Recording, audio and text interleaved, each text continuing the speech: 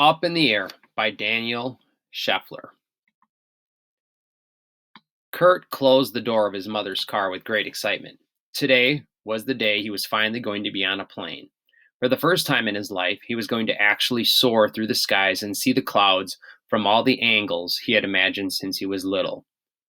"Are you my excited boy?" said Kurt's mother, Val, from the front of the car. "I can't believe today's the day," said Kurt.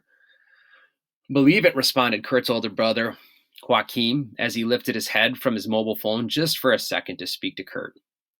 The car ride felt like forever, but that's because Kurt could not wait to get to the airport and see this adventure through. It felt like they were stuck in traffic for hours, and all the cars were moving slowly just to drive Kurt crazy. But actually, they arrived at the airport in just a few minutes. Val parked their car in the underground parking lot and found a steel trolley to load the suitcases and the hat box she always took with her on a journey. Joachim never helped with anything, so Kurt knew he was the best man for the job. He helped his mother load the trolley neatly and pushed it toward the terminal building proudly. It was bigger than Kurt thought it would be. It was a massive building filled with hundreds of people looking around and rushing to get wherever they were going. He immediately felt the rush of energy as he walked towards the check-in desk. He watched as Val took out their passports and gave them to the friendly lady on the other side of the desk. His mother asked Joachim to help lift the bags onto the scale so they could get weighed and checked in, but he wasn't listening. Kurt gloated as he lifted the bags and put them on the designated scale.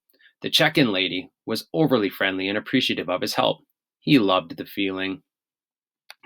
Val was handed some tickets, and off they went to security. After what felt like a long wait in line, the security officer asked Kurt to empty his pockets and put his bag through the big X-ray scanner. Kurt had never done this before and felt a little nervous. It was such a big and scary machine that started beeping loudly as the elderly woman in front of him walked through. Kurt started to feel more confident now as he walked through the machine. Not a beep. He waited for his family to come through security as he grabbed his bag. Suddenly, he saw the plane through the massive glass windows. It was huge, and it looked much bigger than it looked like in his dreams.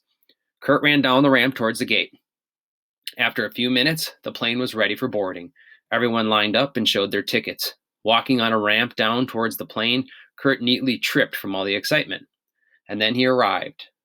He was 1 foot away from the plane and finally feeling like a grown-up who could fly all over the globe. The air steward took his ticket and showed him down the aisle to his seat. Kurt ran ahead of his mother and brother and immediately sat down in his seat, buckling his seatbelt. With his eyes firmly on the wing of the plane, he was waiting for everyone to sit down so that he could feel the weightlessness that everyone talks about at school when a plane takes off. The plane started to move and reversed slightly. Moving like a giant metal bird, the plane taxied toward the runway.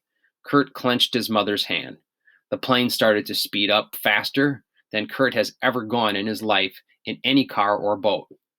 And then, as if by magic, the plane lifted off the ground, and Kurt knew this would be the first of many adventures that started this way.